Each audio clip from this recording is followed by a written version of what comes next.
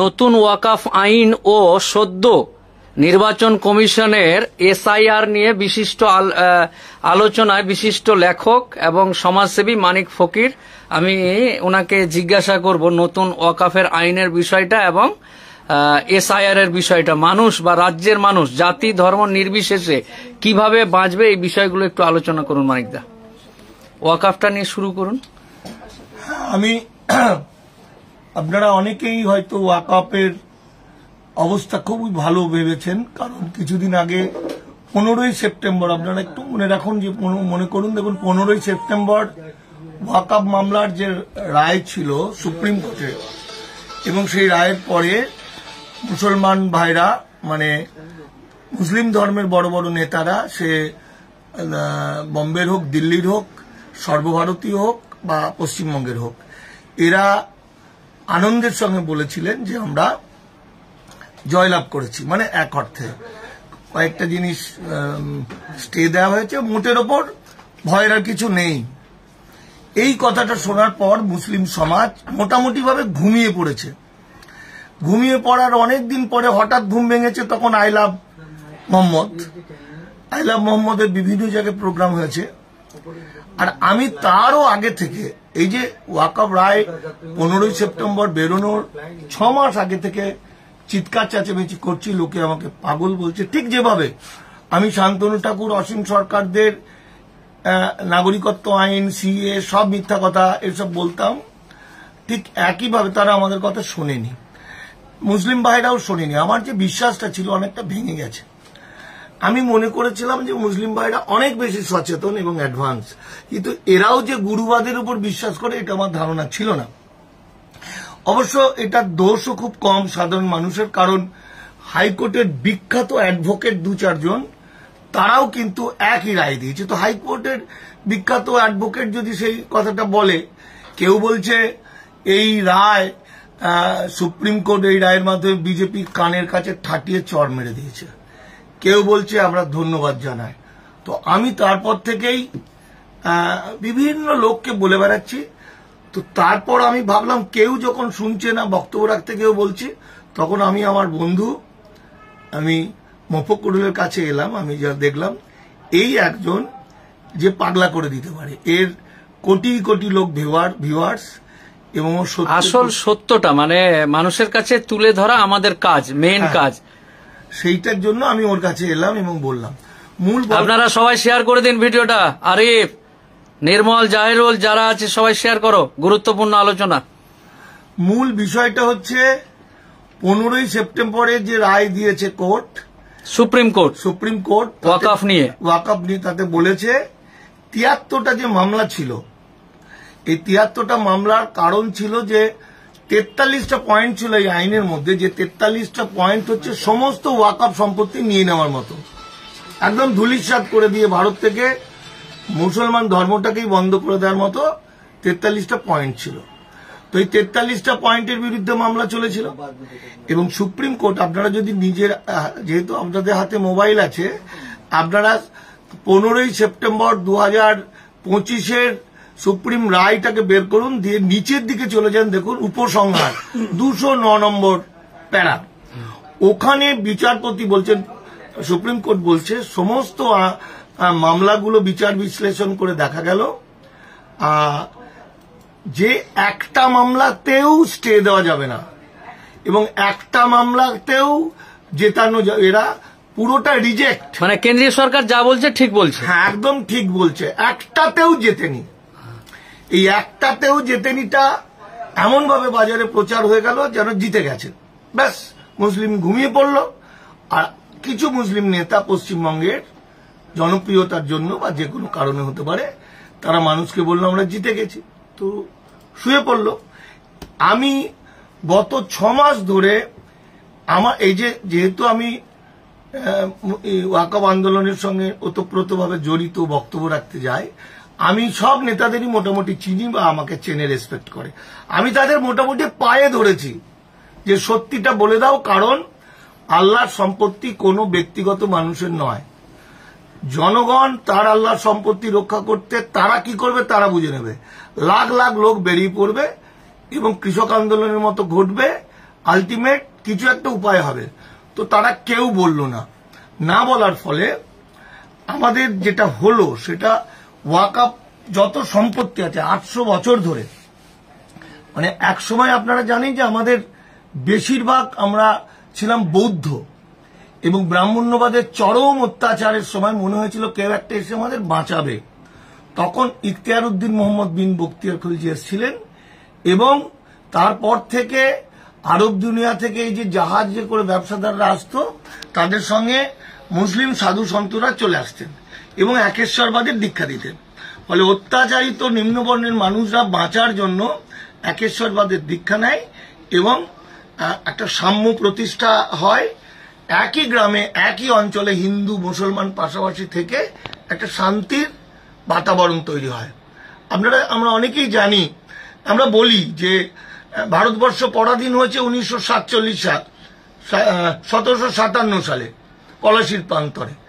তাহলে তার আগের সময়টা কি ছিল? পরাধীন হওয়ার আগের সময়টা স্বাধীনতার সময়। তাহলে কাদের সময়টা স্বাধীনতার সময়? মুসলমানদের সময়টা, মুঘলদের সময়টা স্বাধীনতার সময়। এটা যুক্তির কথা। দাদা, এখন এই যে রায় হয়ে গেছে, অনেক নেতারা ভুল বলেছে, কে কি বলেছে এগুলো দেখার টাইম নেই সমাজের কাছে। এখন কি করণীয় এই রায়ের পর?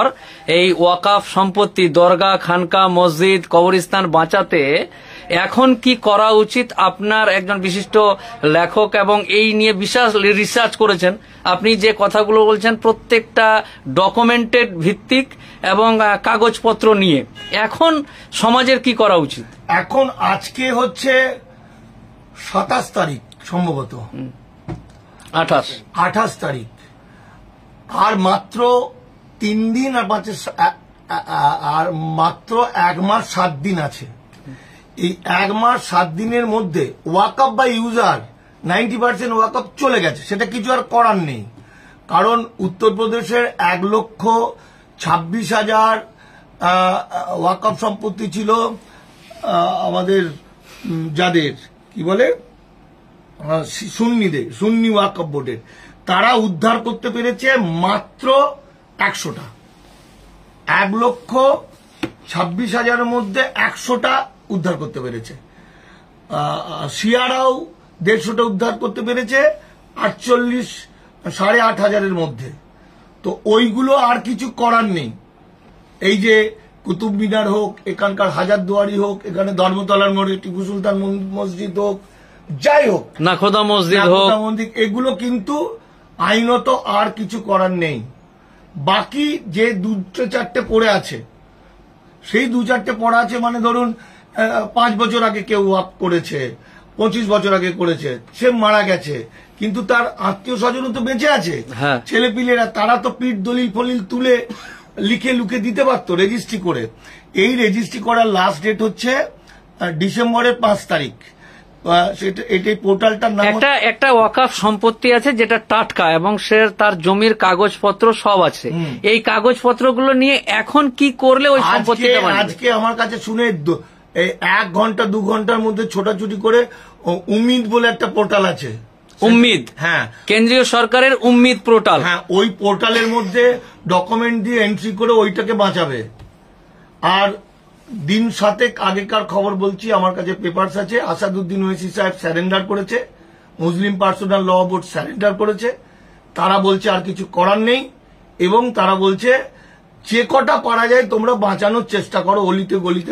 শেষ মুহূর্তে তো বাঁচানো খুব টাফ ব্যাপার। আমি পরশুদিন যেখানে বক্তব্য রাখতে যাচ্ছি সেখানে কেউ শোনেইনি, সেখানেও বলছি, কিন্তু অন্তত কিছুও বাঁচানোর জন্য এটা ইমিডিয়েট। মানে আপনি বলতে চাইছেন যে সমস্ত রাজনৈতিক বিদ, যে সমস্ত পণ্ডিত এবং সমাজের যারা ইন্টেলেকচুয়াল মানুষ, যারা যে কথাগুলো বলছে ওগুলোকে বাদ দিয়ে, না তারা তাদের কোনো আইন আটকাতে পেরেছে, না কারো বাপের ক্ষমতা হয়েছে আজ অব্দি কিছু করেছে, না তার দাদু পেরেছে, না তার বাপ পেরেছে।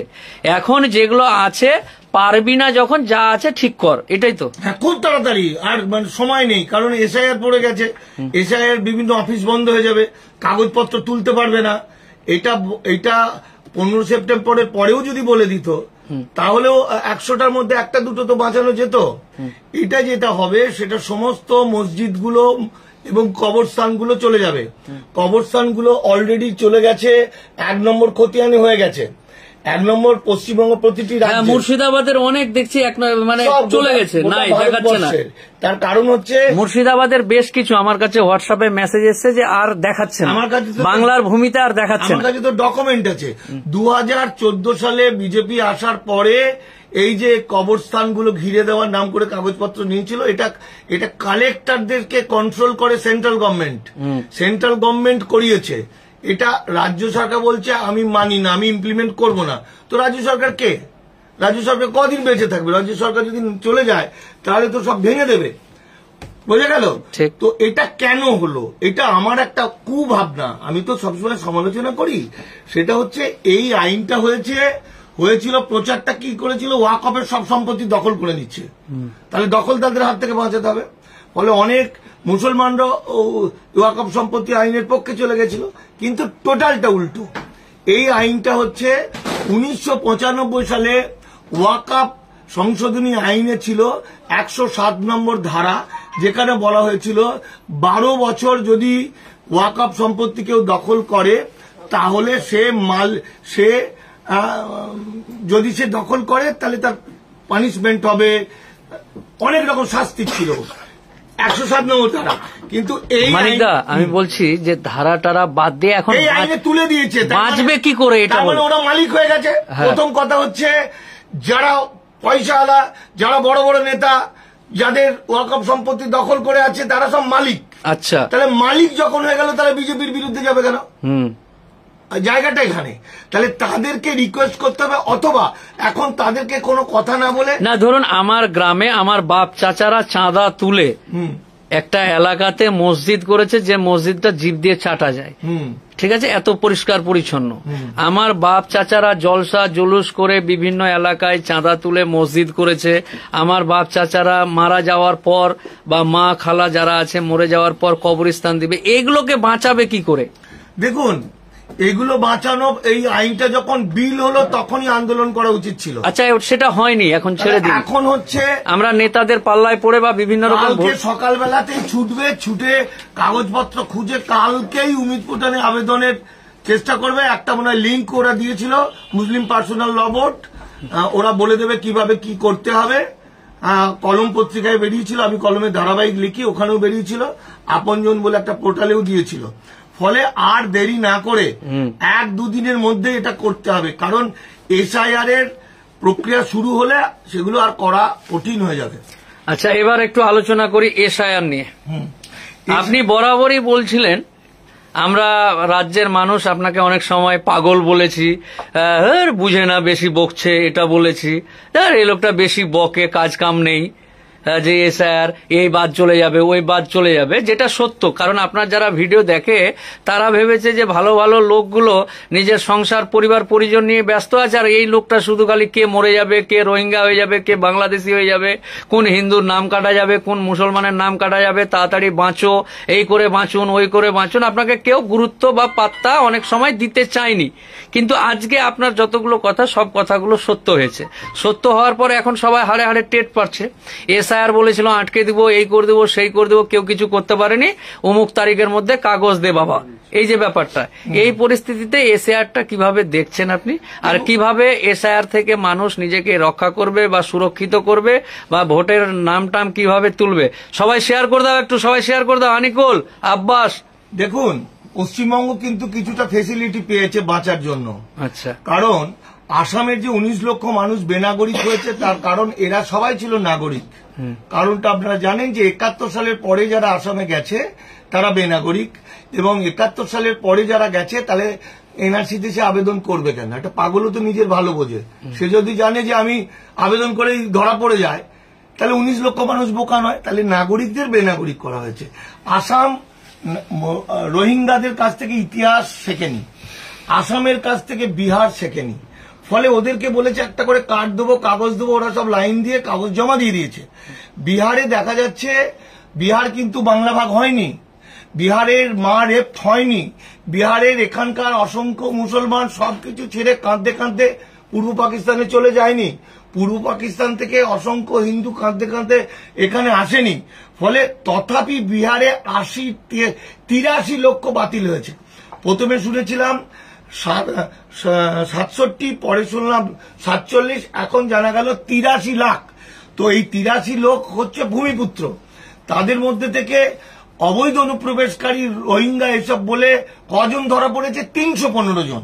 এই 315 জনের মধ্যে 78 জন অনলি মুসলমান, আর কয়েকজন বেশি ছিল নেপালি মেয়েরা এখানে বিয়ে করেছে, কাগজপত্র ছিল না বিহারে। তাহলে ওই 315 জনকে শেষ করতে 83 লক্ষ মানুষকে চিরকালের জন্য বেনাগরিক করলো।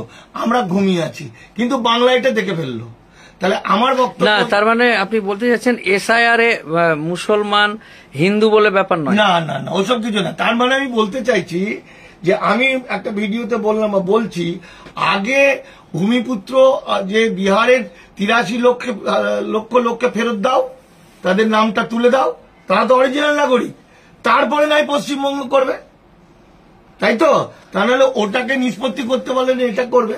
এবার আইনের জায়গাটা আমি বলি, এসআইআর এটা স্পেশাল ইন্টেন্সিভ রিভিশন, এটা সম্পূর্ণ বেআইনি। ভারতবর্ষে কোন রাজ্যে কখনো স্পেশাল ইন্টেন্সিভ রিভিশন হতে পারে না। ভারতবর্ষে প্রথম ভোটার তালিকা শুরু হয় 1952 সালে। তারপর থেকে প্রতি বছর নভেম্বর ডিসেম্বর ওই বাড়িতে বাড়িতে কাজগুলো করে, মরাদের বাদ দেওয়া হয়, জান্তদের রাখা হয়, কে চলে গেছে এইসবগুলো করা হয়। প্রতি বছর প্রতি জানুয়ারি মাসের 1 তারিখে নতুন যারা ভোটার হয়, 18 বছর বয়স হয়, তাদের নাম তোলা হয়। তাহলে গল্প হচ্ছে সরকার বা নির্বাচন কমিশনের ভুলের দায় আমরা নেব কেন? এতদিন ধরে তোমরা কোথায় ছিলে? 1। 2 নম্বর হচ্ছে সরকারের মোটিভ হচ্ছে যে আমি গাঁজা খেয়ে ঘুমিয়ে পড়েছিলাম, তোমার গ্রামের চোর ধরে ঢুকে পড়েছে, এবার প্রত্যেককে এসে বলতে হবে যে আমি চোর নই, আমি চোর নই। এত খ্যাপা আমরা নই। সুতরাং আসল জায়গাটা হচ্ছে যে ব্রিটিশ যুগে যেভাবে অল্প মানুষের ভোটাধিকার ছিল লেখাপড়ার উপর, পয়সালার উপর, ঠিক এখানেও সেই ভোটাধিকার আসবে। পার্থক্য হচ্ছে ব্রিটিশ যুগে সবাইকে খেতে পড়তে দিত নাগরিক হিসাবে, এখানে বেনাগরিক যারা হবে সে ভোটার কার্ড, আধার কার্ড, প্যান কার্ড, পাসপোর্ট, বাড়ি ঘর সব হারিয়ে ফেলবে। তারা ওয়ার্ক পারমিট পেলেও পেতে পারে কিছু সংখ্যক মানুষ। ফলে এসআইআর আইনত কি, যখন স্পেশাল কখন হয়? যখন আগুন লেগে গেছে, গ্রামকে গ্রাম ফাঁকা হয়ে গেছে, তখন কোনো একটা জায়গা কিছু লোকের নাম তোলার জন্য তখন হবে স্পেশাল। যেমন পাহাড়ের পর অন্ধ্রপ্রদেশ একবার হয়েছিল। স্পেশাল ইন্টেন্সিভ 2002 সালে আগে কখনো হয়নি। 2002 এর গল্পটা এটা সম্পূর্ণ মিথ্যা। মানুষ যাতে আন্দোলন না করে, একত্রিত না হয়, তার জন্য একটা পলিসি। মানুষ বা নাগরিক কখনো আকাশ থেকে পড়ে না। নাগরিক তার মায়ের পেটে, মা বাবা মায়ের পেটে হয়, সে মা আবার আর একজনের পেটে হয়। ফলে এই পেটে হতে হতে 1952 পর্যন্ত চলে আসবে। অর্থাৎ 2002 যেটা বলছে এটা 100 বার মিথ্যা কথা। 2002 এর আগের লোকগুলো যদি নাগরিক হয়ে যায়, তাহলে ইন্টেন্সিভ এই যে ইমিউনাইজেশন ফর্ম, যেটা মঙ্গলবার থেকে বাড়িতে বাড়িতে দিয়ে আসবে, 2টো ফর্ম থাকবে, একটা স্বীকারোক্তি আর একটা ফিল আপ করা, বাবার জন্ম কোথায়, মায়ের জন্ম কোথায় ভারতে। তাহলে যে লোকটা 50 সালে এসছে, 60 সালে এসছে, সেই লোকটাকেও কেন ফর্ম ফিল আপ করতে হচ্ছে, বলতে হচ্ছে বাবার জন্ম কোথায়, মায়ের জন্ম কোথায়? তাহলে গল্পটা যদি 2002 হতো তাহলে সেটা হতো না। তাহলে 2002 এর আগের লোকগুলো তো ফর্ম ফিল আপ করার কোনো দরকার ছিল না। টোটালটা বানানো, টোটালটা মিথ্যা কথা। কেন মিথ্যা কথা? না, 2028 সালে আমাদের ভারতবর্ষে ডিলিমিটেশন, 1973 সালে লাস্ট ডিলিমিটেশন হচ্ছে, মানে জনসংখ্যার ভিত্তিতে অংশীদারিত্ব, জনসংখ্যার ভিত্তিতে এমপি। অর্থাৎ 73 সালের পর থেকে আজকে পর্যন্ত গুজরাট, হিন্দি বলয়, গুজরাট, মধ্যপ্রদেশ, রাজস্থান, এদের ছেলেপিলের সংখ্যা অনেক বেড়ে গেছে। 73 বছরে এত বেড়েছে, ফলে ওদের এমপি হয়ে যাবে অনেক বেশি। আর আমাদের 4.5 কোটি ভোটার বাতিল হবে। ফলে আমাদের লোক সংখ্যাও কমে যাবে, ভোটার কমে গেলে আমাদের বার্গেনিং পাওয়ার কমে যাবে, আমাদের এমপি হয়ে যাবে 18-19টা। ফলে পশ্চিমবঙ্গকে কোনো কিছুতে আর কোনো পাত্তা দেবে না। বাঙালি জাতি ধ্বংস হয়ে যাবে। আর একটা জিনিস আমরা মাথায় রাখতে পারছি না, 7,64,000 লোক ভোট দিত, কিন্তু পশ্চিমবঙ্গের লোক সংখ্যা তো 12 কোটি, 11-12 কোটি। তাহলে এই বাকি লোকগুলোর কি হবে? তাহলে বাকি লোকগুলো কি 18 বছর হয়নি বলে সব কি 5 কোটি লোক 18 বছর হয়নি? এটাও একটা গল্প। তার মানে পুরো বাংলাকে, বাঙালি জাতিকে চিরকালের জন্য ধ্বংস করে দেবে। এখান থেকে বাঙালি কিন্তু 1000 বছরে, 100 বছরেও আর উঠে দাঁড়াতে পারবে না। এবার মুসলমানদের কেন করবে? না না, অনেকে তো বলছে এটা মুসলমানদের, রোহিঙ্গা মুসলমান যারা এসছে, বাংলাদেশি মুসলমান যারা এই দেশে বাস করে খাচ্ছে, দাচ্ছে, ঘুরছে, ওদেরকে বাদ দেওয়ার জন্য এসআইআর করছে। এরা মূর্খ, এরা জানে না, এরা নিজেরাই হয়তো মরবে। আচ্ছা, রোহিঙ্গা বাংলাদেশিরা যেমন, রোহিঙ্গারাও সেরকম অখণ্ড ভারতের ভূমি সন্তান। রোহিঙ্গাদেরও হিন্দু, মুসলমান, বৌদ্ধ, খ্রিস্টান হয়। রোহিঙ্গাদের আরাকান ভারতের মধ্যে ছিল, ওটা বার্মার মধ্যে যায়, এবং ওখানে এনআরসির কাট অফ ডেট করা হয় 1823। তাহলে এত পুরনো কাগজ দেখাতে পারিনি। ফলে ওখানে 7,500 জনকে গুলি করে মেরেছিল, গলা কেটে মেরেছিল, 336টা গ্রাম পুড়িয়ে দিয়েছিল। ওরা বাঁচার জন্য পৃথিবীর যেখানে যাবে সেখানে ওরা আশ্রয় পাবে, এটা আন্তর্জাতিক আইনে। 12 লক্ষ রোহিঙ্গা আশ্রয় নিয়েছে বাংলাদেশে, মানবিক দেশ বাংলাদেশ। আর আমাদের ভারতবর্ষে মোট 40,000। এই 40,000 মানুষের নামে এত দুর্নাম করলো, অথচ দেখুন সুপ্রিম কোর্ট বলছে রোহিঙ্গাদের লেখাপড়ার অধিকার, তাদের থাকার অধিকার দিতে হবে। এবার আবার সুপ্রিম কোর্টের একজন অ্যাডভোকেট বলছেন আজকের তারিখ পর্যন্ত কোন রোহিঙ্গার নামে একটা এফআইআর নেই। টোটালটা হিন্দু মুসলমান বিভাজন করার, এবং দেশভাগে বলি হয়ে মুসলমানরা ভারতবর্ষে আসেনি। দেশভাগে বলি হয়ে মুসলমানরা কাঁদতে কাঁদতে আল্লাহর নামে সম্পত্তি লিখে দিয়ে চলে গেছে। যে কিছু মুসলমান এসেছেন তারা নিতান্ত অভাবী মানুষ। যদি আপনি চাঁদেও যান, আপনি আর আমি যদি দুজন চাঁদে চলে যাই, হ্যাঁ, তাহলে চাঁদে গিয়ে দেখবো চাঁদের বুড়ির বিছানা পরিষ্কার করে দিচ্ছে কিছু বাঙালি। মানে গরিব মানুষ সারা পৃথিবীতে থাকবে, সারা পৃথিবীতে যাবে, এটাই পৃথিবীর নিয়ম। ফলে বাংলাদেশ থেকে বহু মানুষ, দরিদ্র মানুষ কাজ করতে এসেছিল, আবার তারা চলে গেছে।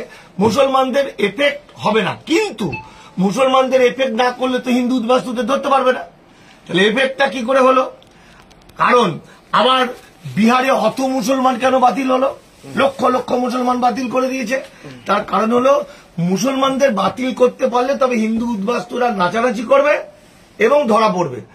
মুসলমানদের যত মারবে হিন্দু উদ্বাস্তু তত লাভ হবে, এটা নিয়ম ছিল। মানে ফলে মুসলমানদেরকে শেষ করতে গেলে কি হবে, যেহেতু পশ্চিমবঙ্গের মুসলমানরা ধর্মান্তরিত, এবং ধর্মান্তরিত হওয়ার সময় তাদের নামের টাইটেল পাল্টে গেছে, মানে তারা এফিডেভিট করেনি সেই সময়, ফলে 5টা ডকুমেন্টে 5 রকম বানান ভুল হয়ে গেছে, টাইটেল ভুল হয়ে গেছে। আর এই দিনটাকে দেখার জন্য, তথাকথিত হিন্দু রাষ্ট্র করার জন্য ভারত সরকার এমন এমন লোকগুলোকে দিয়ে ডাটা এন্ট্রি করেছে যারা লেখাপড়া বিশেষ জানে না, পেটের দায়ে লেবারদের বসিয়ে দিয়েছে, মানে বাপমরা চাকরি পেয়েছে, সব বানান ভুল, সব বানান ভুল, বাপমরা চাকরি পেয়েছে, পড়াশোনা করে না। মেশিনে সেগুলো সব ধরা পড়ে যাবে, মানে অন্য লোক হয়ে যাবে।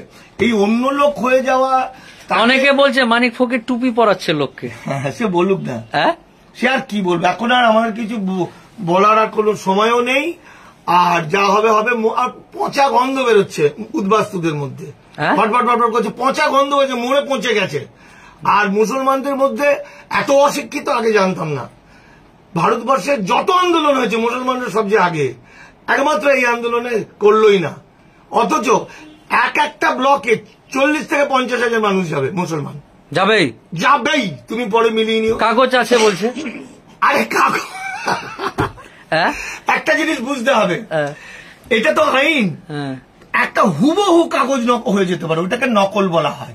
তাহলে যখনই কোনো কাগজ দেখতে চাইবে তখনই সেটা সার্টিফাইড কপি দেখবে। উইদাউট সার্টিফাইড কপি গভর্নমেন্ট কোনো কিছু এন্টারটেইন করে না। এক, আর নির্বাচন কমিশনের সাবজেক্টে কোনো এফিডেভিট বলে ওদের ইতিহাসে নেই। এফিডেভিট নো, চলবে না। ফলে এত কাগজপত্র খিচিবিচি লেগে পাগল হয়ে যাবে মানুষ। আর ওদের টেন্ডেন্সি কি বলবে, বিজেপি কি বলবে, মামলা করে জিতে যাবি। আর মামলা করা মানে, আমার এক ঘনিষ্ঠ ছেলে আসামের, তার নাম হলো আনসার আলী মন্ডল। 8 মাস ডিটেনশন ক্যাম্পে ছিল, নরক যন্ত্রণা ভোগ করেছে। 1947 সালের আগের দলিল ছিল এবং তার নাগরিক প্রমাণ করতে 6 লাখ টাকা লেগেছে মোট। ফলে ঘটি বাটি সব বেলে কাটা হয়ে যাবে। যারা যারা আসামে বহু মুসলমান এখন ভিক্ষা করে মামলা, আমার ফলোয়ার্স কিন্তু অনেক আসামেও আছে, প্রচুর লোক দেখছে আপনাকে আসাম থেকে। আসামে বহু মুসলিম ভাই, তারা কিন্তু প্রকৃত নাগরিক, শুধু এইসব কারণে তাদের অনেকের বাড়িঘর ভেঙে দিচ্ছে। তারা ভিক্ষা করে মামলা লড়ার টাকার জন্য। আমার কাছে বলেছিল আপনাদের ওয়েস্ট বেঙ্গলের একজন নামকরা লোক বলেছে মুসলমানদের কোনো ভয় নেই, আমরা 20 জন যাবো ভিক্ষা করতে। আমি বলেছি সে তো বিখ্যাত পরিবারের ছেলে, আমি দূর থেকে বাড়িটা দেখিয়ে দেবো।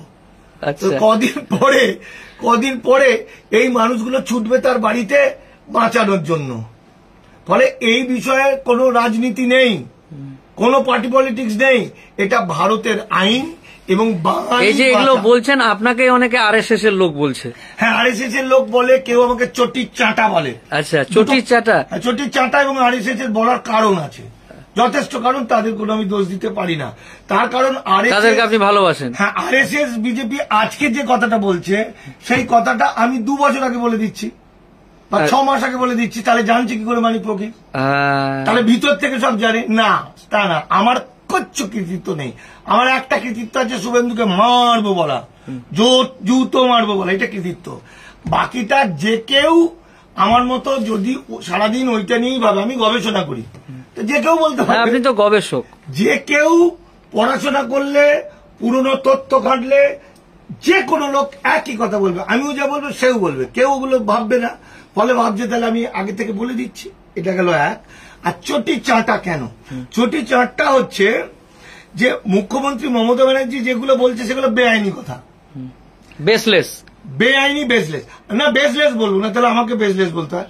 কারণ আমরা যেটা বলছি অ্যাক্টিভিস্ট এবং লেখক, সমাজকর্মী বলবো সত্যিটা। মুখ্যমন্ত্রী তো বলার কথা নয়, তো যুক্তরাষ্ট্রীয় কাঠামো 256 নম্বর দ্বারা কেন্দ্রীয় আইন রাজ্য সরকার মানতে বাধ্য। তাহলে মুখ্যমন্ত্রীর কর্তব্য ছিল এখনই লোক নিয়ে এসআইআর করা, চিৎকার চেঁচামেচি করে এখনই উদ্বাস্তুদের ধরে নেওয়া, বুলডেজার দিয়ে ভেঙে দেওয়া। কিন্তু মুখ্যমন্ত্রী কখনো আইনের বাইরে গিয়ে অ্যাক্টিভিস্টদের মতো কথা বলছে, এসআইআর মানে সিএতে আবেদন করবেন না, অমুক করবেন না, নো এনআরসি, এইসব কথাগুলো মুখ্যমন্ত্রী একটা যুক্তরাষ্ট্রীয় কাঠামোর ক্ষমতায় থেকে বলতে পারে না। ভারতের সঙ্গে আমেরিকার যুক্তরাষ্ট্রের পার্থক্য হচ্ছে, ভারতের যুক্তরাষ্ট্র হচ্ছে রাজতন্ত্রের মতো, দিল্লি যা বলে দেবে নিচের গুলো করতে বাধ্য। আমাদের এখন জন্ম মৃত্যু থেকে আরম্ভ করে সব পোর্টাল হচ্ছে সেন্ট্রালের পোর্টাল। ঠিক একইভাবে আবার অন্যদিকে আমেরিকা যুক্তরাষ্ট্রের প্রতিটি রাজ্যের বা প্রতিটি প্রদেশের নাগরিকত্ব আইন আলাদা এবং সংবিধান আলাদা, ওদের দুটো করে নাগরিকত্ব থাকে সেন্ট্রালে। তাহলে ভারতের যুক্তরাষ্ট্রের মমতা ব্যানার্জি কিছুই নয়।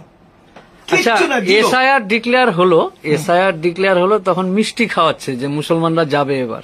হ্যাঁ, অনেকেই দেখছি যে ঢোল, মিষ্টি, আবির, ফেট্টি বেঁধে মিষ্টি খাইয়ে বেড়াচ্ছে যে মুসলমানরা যাবে, এসআইআর জব্দ করে দিয়েছে। তো মুসলমানরা কি সত্যি জব্দ হয়ে গেল? দেখুন, মুসলমানদের জব্দ করা না, যারা মিষ্টি খাওয়াচ্ছে তাদের কোনো ভয় নেই। মুসলমানদের জব্দ করা যাবে না, কারণ আমি যেটা বিশ্বাস করি, ওরা যেটা বিজেপি যেটা করেছে, মুসলমানদের কবর দিতে পারবে না, তাহলে পোড়াতে হবে, তাহলে ঘরোয়াক্সি হবে, হিন্দু হয়ে যাবে। এটা আরএসএস এর নীতিগত সিদ্ধান্ত। কি হবে? মুসলমানরা কবরগুলো নিয়ে নিল, হ্যাঁ, তাহলে পোড়াবে কোথায় বডি? না, মাটি দিব আমরা। মাটিটা পাবে কোথায়? মাটি দিতে পারবো না মরে গেলে। আরে ভাই, সব কবরগুলো তো নিয়ে নিচ্ছে, পিচ্ছে আর গল্প নেই, নিয়ে নিয়েছে। জায়গাটা কোনখানে? এটা ঘরোয়াক্সি, Golwalkar we or our nation ও ডিভাইন বইয়ে আপনারা মোবাইল থেকে খুলে দেখুন, ওটা ওদের সিদ্ধান্ত, যেটা আসামে চলছে। আইদার তুমি হিন্দু হও অথবা তোমাকে ফেলে দিয়ে চলে আসবে বেনাগরিক করে। এটা হচ্ছে ওদের আরএসএস এর সিদ্ধান্ত, সেটা ফাঁদে। তাহলে আগামী দিন মুসলমানরা কেউ মারা গেল, বাপ চাচা মারা গেলে পুরাতে হবে। এই যদি পশ্চিমবঙ্গ সরকার, মমতা ব্যানার্জি কি বলছে, আপনি তো উকিল, ভালো জানবেন। মমতা ব্যানার্জি বলছে আমি মানবো না, একটা কাউকে দিয়ে মামলা করিয়ে দিন, বিজেপি তো করবে, মমতা ব্যানার্জির বাবা মানবে? আচ্ছা, মানবে না। এটা তো আইন, তো আইনি, বুঝতে পারছেন কথাটা?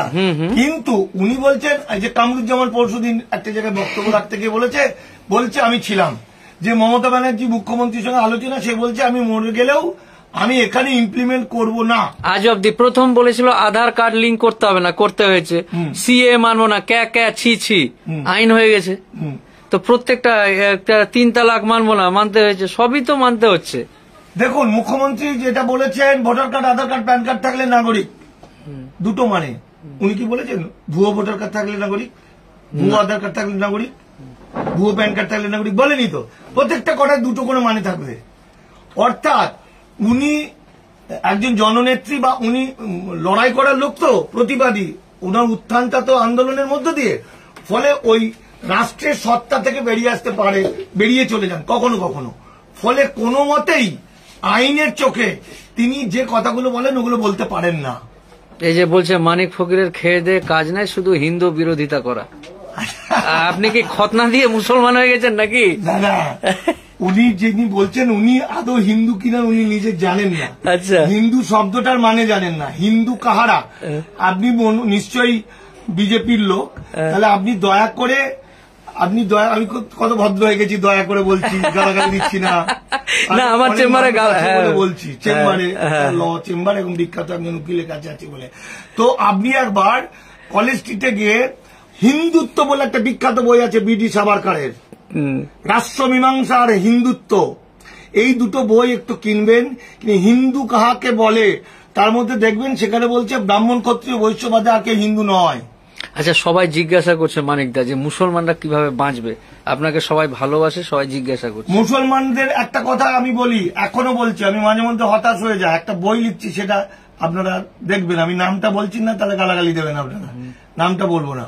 সেটা হচ্ছে, আর এই 2 তারিখে আমার নাগরিকত্বের সার কথা বলে একটা বই প্রেস কফি হাউসে প্রেস ক্লাবে আমার বন্ধু ব্রাত্য বসু শিক্ষামন্ত্রী উদ্বোধন করছে।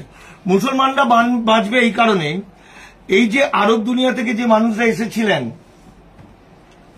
তাদের চেয়ে অনেক বেশি মুসলমান আমার ধর্মান্তরিত মুসলমানরা। কারণ ধর্মান্তরিত মুসলমানদের পিঠে এখনো চাবুকের দাগ আছে। ঠিক হরিচাঁদ গুরুচাঁদ বলেছিলেন, আমি রক্তের মধ্যে নই, আমি ভক্তের মধ্যে থাকি। শান্তনু ঠাকুররা কিন্তু মতুয়া নয়, কিছু মতুয়া আছে, সংখ্যায় কম, তারা বিপদে পড়েছে। কিন্তু আমার রাজ্যের যে ধর্মান্তরিত মুসলমান, তাদের পিঠে যেহেতু ঘা আছে, ফলে লড়াইটা তারা করবে, রক্ষা করতে পারলে তারা করবে। আর যারা বাবু ভাইরা বড় বড়, তারা করবে না। আমরা তো বউ বাচ্চা খাওয়া দাওয়া এগুলো নিয়ে ব্যস্ত, কিভাবে ইনকাম করবে। সেই জন্য আমার যেটা মনে হয়েছে, আমি যেটা বিশ্বাস করি, বন্দুকের নলটাকে যখন অন্যান্য ধর্মের লোকেরা মৃত্যু বলে মনে করে, মুসলমানরা তখন জান্নাত বলে মনে করে।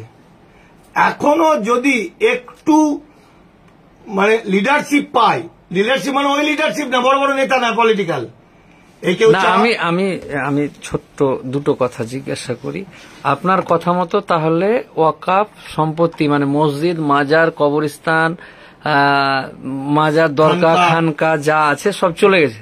চলে গেছে বলতে যেগুলো ওয়াকফ বাই ইউজার অলরেডি চলে গেছে। আচ্ছা, ওয়াকফ বাই ইউজার 90%। আচ্ছা, বাকি 10% যেটা আছে, বা 10% এটাকে বাঁচাতে গেলে আগামী আর 1 মাস 7 দিন, 1 মাস 7 দিনের মধ্যে জমি জায়গার দলিল রেজিস্ট্রেশন এটা ওটা খতিয়ান ফতিয়ান নিয়ে উম্মিদ পোর্টালে জমা দিতে হবে, রেজিস্ট্রি করতে হবে। যদি ভুলভাল থাকে তবু রেজিস্ট্রি করে একটা কপি নিলেও পরে বলা যাবে যে আমার ভুল ছিল, এটা জমা দেওয়া হয়। মানে এনা তেনা বেনা করে যে করে হোক একটা উম্মিদ পোর্টালে কাগজপত্র জমা দিতে হবে। হলো এক নাম্বার। 2 হচ্ছে এসআইআর চালু হয়েছে, অনেকে এটাকে নিয়ে বিভ্রান্ত করার চেষ্টা করছে। অনেক পণ্ডিত, বুঝলেন না, ফেসবুকে এখন পণ্ডিতের অভাব নেই। ফেসবুক খুললেই পণ্ডিত, এই করবেন না, ওই করবেন না, এই হয়ে গেল, ওই হয়ে গেল, হা হু অনেক আওয়াজ।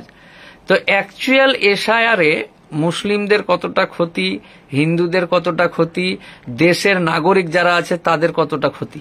দেখুন, বিহারের দিকে তাকিয়ে যখন আমরা দেখছি যে 83 লক্ষ লোককে জোর করে দিয়েছে, তাহলে জোর করে যদি কেউ কিছু করে না, তাহলে যুদ্ধ করছে, তাহলে মানুষকেও তো সেটা লড়াই করতে হবে। এছাড়া তো কোনো রাস্তা নেই। 2 নম্বর হচ্ছে যে SIRটা হচ্ছে অনলি ফর ভারতীয়দের। সংবিধানের 326, সংবিধানটা কাদের জন্য? ভারতবর্ষের মানুষদের জন্য। তাহলে এর সঙ্গে ভারতে আসা লোকদের সম্পর্ক কোথায়? উদ্বাস্তুরা আবেদন করলেই তো ঘেজাং ফু, শেষ হয়ে যাবে। উদ্বাস্তুদের জন্য সিএ মানে কি নাগরিকত্ব দেওয়া, সেটা একজনই পাক, 10 জনই পাক, 1 লাখই পাক, সেখানে কে পেল না, কাগজপত্র ঠিক না, অ্যানাদার কোশ্চেন। কিন্তু কোন উদ্বাস্তু যদি SIR এ আবেদন করে তাহলে সে তো শেষ নর্মালি। 11টা ডকুমেন্টের জায়গায় যদি 100টা ডকুমেন্ট বলতো তাহলেও শেষ হয়ে যাবে, কারণ নাগরিক না হয়ে ডকুমেন্ট গুলো তৈরি করেছে। হ্যাঁ, প্রথমে তৈরি হতে হবে নাগরিক, তারপরে ডকুমেন্ট। তাই এখানে আগে নাগরিক হয়েছে, দিয়ে করেছে সব। আচ্ছা, আমার 2002 সালের ভোটার লিস্টের নাম আছে, আমি মোফাক্কেরুল ইসলাম, আমার 2002 সালে ভোটার লিস্টের নাম আছে, আমার বাপেরও নাম আছে, আমার কিছু হবে না? না, কিচ্ছু হবে না। কিন্তু আরেকটা পাশাপাশি একটা কথা অনেকে মনে করছে, ধরুন 2001 সালে কাঁটাতার পেরিয়ে এলো, টাকা পয়সা দিয়ে একটা ভোটার কার্ড কিনে 2002 সালে নাম তুললো, তাহলে কি সে নাগরিক? অঙ্ক কি বলছি? নিশ্চয় নয়। আমাকে এখন ফোন করছে উদ্বাস্তুরা, আমার ছেলের বিয়ে দিয়েছি, বৌমা লুকিয়ে বাবা সাজিয়ে 2002 নাম তুলেছে, ডিভোর্স মামলা চলছে, আমি ওকে ধরিয়ে দিলে পরে খোরপোশটা বাঁচবে কি দাদা? না, এরকম আমার কাছেও মামলা আছে, অনেক মামলা। তো তার মানে তাদেরকে বলে দিচ্ছি, মানে এখানকার লোককে বাপ কাকা সাজিয়ে। হ্যাঁ, তার মানে গল্পটা 2002 নয়, গল্পটা 1952। কারণ 1952 প্রথম ভোটার তালিকা তৈরি হয়েছিল। মুসলমানরা, শিক্ষিত ছেলেরা এক একটা গ্রামে টিম তৈরি করবে, করে ছেলে মেয়ে একসঙ্গে টিম তৈরি করবে, কাগজপত্রগুলো তারা সহযোগিতা করে দেবে, ফর্মে কোথায় কি লিখবে। আমার ইয়াং যুবক ভাই গোটা রাজ্যের যারা শুনছে, তাদের প্রতি আপনার আবেদন কি? তারা কি করবে এখন? তারা এখন পাড়ায় অনেকে ধরুন একটা রিক্সাওয়ালা মানুষ, একটা আইসক্রিম বিক্রেতা, একটা ভ্যান চালায়, টোটো চালায়, এই সমস্ত মানুষ আছে তো এলাকাতে। এই এলাকাতে তারা কাগজপত্র তেমন বোঝে না। তো এই সমস্ত মানুষগুলো, যারা আমরা শিক্ষিত মানুষ, কি আছে না আছে, কোথায় আছে, টাকা পয়সা আছে, শিক্ষিত মানুষ, আমরা বুঝি কাগজপত্র, কিন্তু আমাদের সংখ্যা তো গোটা রাজ্যের কম, যে যার টাকা আছে, পয়সা আছে, কাগজপত্র আছে, শিক্ষাগত যোগ্যতার সমস্ত পেপার টেপার ঠিক আছে, এগুলোর সংখ্যা কম। কিন্তু যারা আইসক্রিম বিক্রি করে, যারা গরিব মানুষ, বাইরে রাজ্যে খাটে, তাদের জন্য আমাদের যে যুবক ভাই যারা আপনাকে এখন শুনছে, তাদের কি করণীয়?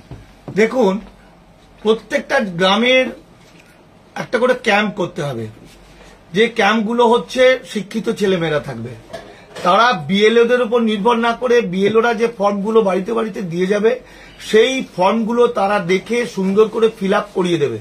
কিছু ফান্ড করবে, আশপাশের গ্রামের যারা পয়সালা লোক, সেই পয়সাগুলো বেনাগরিক হয়ে গেলে চলে যাবে বাড়িঘর জমি জায়গায়, সেই টাকাগুলো কালেক্ট করে কিছু টাকা জমা হবে, ধরে নিতে হবে যে অনেক মানুষ বিপদে পড়ে যাবে। বিপদে পড়ে যাবে মানে নাম উঠবে না, তার মামলা মোকদ্দমা করতে হবে, বা কাগজপত্র জোগাড় করতে অনেক খরচ হবে। অর্থাৎ সেই মানুষটার পাশে দাঁড়িয়ে তার কাগজপত্র ঠিক করিয়ে দেওয়া, এগুলো করতে হবে। মুসলমানরা যদি চ্যালেঞ্জ করে তাহলে বেঁচে যাবে, কিন্তু চ্যালেঞ্জ করতে গেলে যে টাকাটা খরচ হবে, যে সময়টা যাবে, মানে শিক্ষিত লোকদের বা ইয়াং ছেলে বা মানুষদেরকে এখন তাদের পাশে দায়বদ্ধতা পালন করতে হবে। এতদিন তারা খালি CPM, Trinamool Congress, BJP, ISF এসব করেছে, এইসব করার আর এখন দরকার নেই। এখন জাতিকে বাঁচাতে গেলে তাদেরকে ফর্মগুলো ঠিকঠাক করে ফিল আপ করে দিয়ে। ভাই যারা শুনছো, তারা ডকুমেন্টস গুলো, যে সমস্ত গরিব মানুষ আছে এলাকার, তাদের ডকুমেন্টস গুলো ঠিকঠাক করে সুন্দরভাবে বাঁচার যেন তারা পায়, সুবিধাগুলো পায়। বাই চান্স যাতে ফেল হয়ে গেলেও কিছু টাকা রেডি থাকে, সেগুলোও যেন ম্যানেজ করে করে মামলা মোকদ্দমা হোক, এই হোক সেই হোক, নানা খরচ তো হবে, এটা তো টাকা পয়সার বিষয়, সেই গরিব মানুষরা যেন বাঁচে, এছাড়া কিন্তু কোনো রাস্তা নেই। কারণ যাই হোক, ভালো লাগলো অনেকক্ষণ, মানিকদা ব্যস্ত মানুষ, হ্যাঁ, যে এমনিতে এদের শেষ করে দেবো, তা নাহলে 80 লক্ষ মানুষকে শেষ করতে হবে। আমি নমস্কার জানাচ্ছি, আমার খুব ভালো লাগলো। আমার অত্যন্ত কাছের বন্ধু মোফাক্করুল, ও অনেক বড় মানুষ। না, আজকে ওকে বলার সঙ্গে ও বলল, আরে আমরা তো মোফাক্করুলদের তো সবাই তো আর আইন পড়ার দরকার নেই, তারা তো তাদের ওপরের লোকদের কথা বিশ্বাস করেছে। তারপরে মোফাক্করুল যখন আমার কাছে শুনলো, তখন বললো যে আরে সর্বনাশ, এখনই তুমি বলো। ফলে না, সবাই শেয়ার করে দাও, মতিউর, সামাউল্লাহ, রফিক, সবাইকে বলছি শেয়ার করে দাও ভিডিওটা। আখতার আছে, শেয়ার করে দাও, তারপর দেখা যাচ্ছে কি হচ্ছে। পরবর্তীতে আবার টিম নিয়ে নামতে হবে। এখন তুমি আপাতত সবাই ভিডিওটাকে শেয়ার করো। নাদিম, বোঝাতে পারলাম? এই বিপদের সময় জাতির পাশে দাঁড়াতে হবে। বিপদের সময় একটা কথা আমার বলতে মিস হয়ে গেছে। হ্যাঁ বলুন। যে 3টে স্টে দিয়েছে সেই স্টেটা গভর্নমেন্টের নিজের স্বার্থের জন্য। 90% ওয়াকফ বোর্ড চলে গেল, ওয়াকফ বাই ইউজার 10% পড়ে আছে। এই 10%টা নিম্ন বর্ণের লোকেরা ডোনেট করতে পারবে না। সেটা ধরুন আপনার একটা জেলায় দুটো ওয়াকফ আছে, সেইখানে কে ডোনেট করলো কার কি এসে যায়, সেইটা 5 বছর প্র্যাকটিশিয়ান মুসলমান হতে হবে। সেটা বলেছে, যেহেতু রুল বেরোয়নি তার জন্য স্টে দিয়েছে। এর সঙ্গে মূল কোনো সম্পর্ক নেই। 1 2 নম্বর হচ্ছে যে মুসলিমরা বলেছিল যে ওয়াকফ বোর্ডে একটাও হিন্দু বা অহিন্দু অমুসলিম রাখা যাবে না। সেখানে নির্বাচন মানে সুপ্রিম কোর্ট বলেছে না, সেন্ট্রালে থাকবে 3 জন, এখানে থাকবে 4 জন রাজ্যে। তো 4টে আর 3টে 7 টাকা না, একটা কালবিজ ঢুকলেই সব শেষ হয়ে যাবে। বলে এই স্টে ওর কোনো মূল্য নেই। আর লাস্ট স্টে হচ্ছে যে কোনো একটা ওয়াকফ সম্পত্তি মানে এই 90% বাদে যেগুলো, সেখানে কেউ যদি একটা বিতর্ক তৈরি হয়, কালেক্টর যদি সেটা হাত দেয়, তাহলে ওয়াকফ চরিত্রটা বদল হয়ে যাবে, মামলা চলতে থাকবে। কিন্তু এখন এটা চরিত্রটা তখন বদল হবে না, কিছুদিন পরে বদল হবে মামলার পরে, কারণ তার উপরে কালেক্টরের উপরে একজন অফিসার বসিয়ে দিয়েছে। সেটাও রাজ্য সরকারের, সেটাও সরকারের, ফলে কোনোদিনই সেটা জিতবে না। আর জিতলেও সেই জৈন ধর্মের মতো বা বৌদ্ধ ধর্মের মতো অমুক দূরে একটা খানকা আছে, অমুক দূরে একটা ঈদগাহ আছে, সেটা মানুষের কিছু যায় আসে না। আর যারা বিখ্যাত লোকেরা প্রচার করেছে মিথ্যা করে, তারা ওই 3টে ইস্যু বারবার বলেছে মানুষকে, এই 3টে ইস্যু, কিন্তু আসল গল্পটা বলেনি। এটা আমি সবাইকে জানালাম। আমি আশা করছি অন্তত আপনারা ঝাঁপিয়ে পড়বেন 1-2 দিনের মধ্যে, কাল পরশুর মধ্যে, আশপাশে আল্লাহর সম্পত্তিগুলো রক্ষা করার জন্য। কারণ আপনারাই আল্লাহর সৈনিক, আল্লাহর সৈনিকরাই পারে আল্লাহর সম্পত্তি রক্ষা করতে। থ্যাংক ইউ, ভালো থাকুন সবাই।